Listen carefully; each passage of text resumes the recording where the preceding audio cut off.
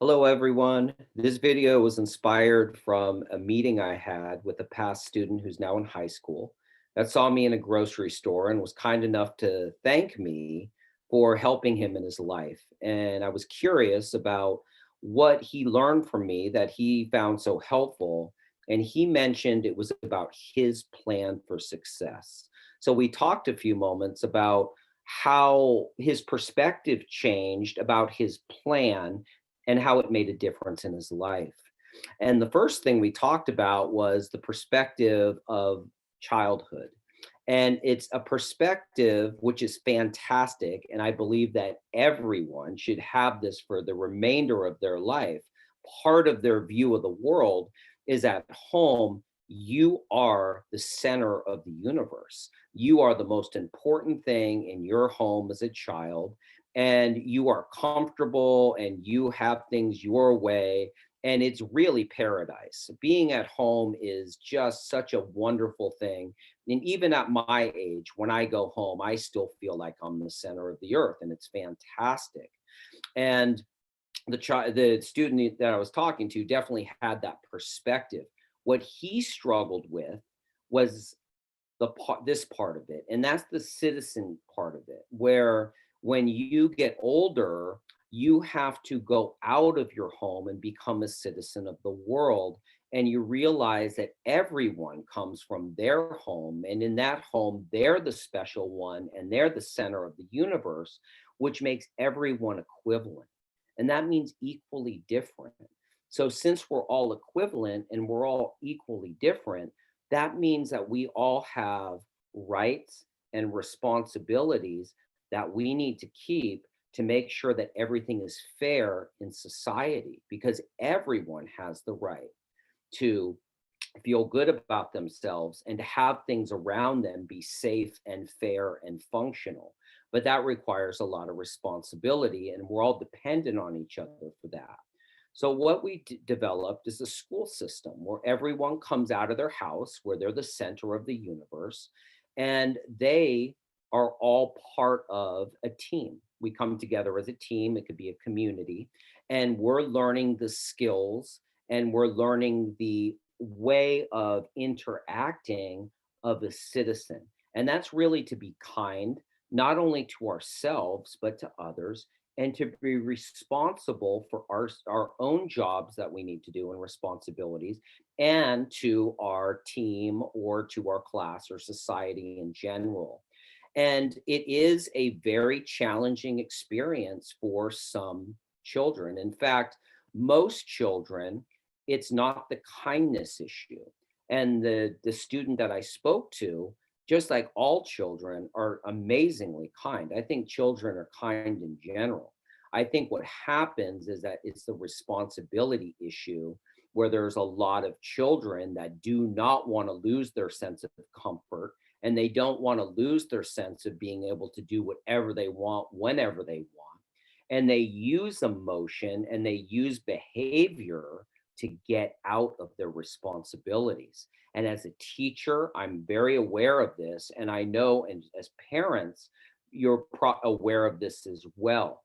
But it's really important to realize that this is a behavior of avoidance, of trying to get out of responsibilities. But the problem is, and I've seen this in 19 years of teaching, is that the more that it's avoided, the harder it gets. The harder it gets, the more it's avoided. And what happens is you have a downward spiral where a child learns to get out of their responsibilities by their behavior. It's called an emotional reason. They're not, now, the emotional reason would come down to they're not trying, they're not putting the effort in, they're not taking responsibility for it. They're saying they can't do it or they won't do it, and they're getting out of it. Now, with that, that starts really early. That's a behavior that can start really early. And it did for this child. And he developed, when he got into my classroom, quite a bad habit of trying to get out of his responsibility with his behavior. And what he thanked me for, and I thought was extremely mature, is he thanked me for not allowing him to get out of his responsibility with his behavior. And he told me that he was very unhappy with me. He thought I was mean and nasty and this and that until he started trying because I made him try. I made him try because I want to teach all of my students that personal best is always good enough. Personal best is always good enough. If you try, you win. The only time you could possibly lose is when you quit. And a lot of people quit before they try and they use behavior, emotion, and children are masters of that. I know I was when I was a kid. So here's the wheel of success. And the way that I look at it is that all of us as a community have a responsibility.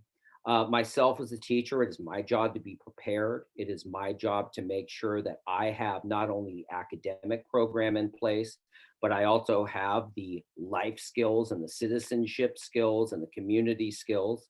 The school's job is to have their program together and to make sure that everything functions correctly and that all children are served correctly. And then the home's responsibility in terms of school is to make sure that their child is showing up to school and taking responsibility for themselves. What I see is the missing piece in general is the student. And a lot of times the students don't believe that they're responsible for their success in school.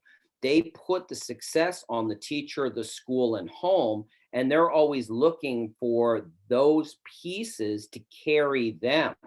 And if this piece isn't there, the wheel doesn't roll and it has to be carried. So I have found, and this is what the student that I spoke to, giving the student the responsibility to do their personal best. Personal best is always good enough. Personal best is always good enough. And what it really comes down to is about choosing the right path.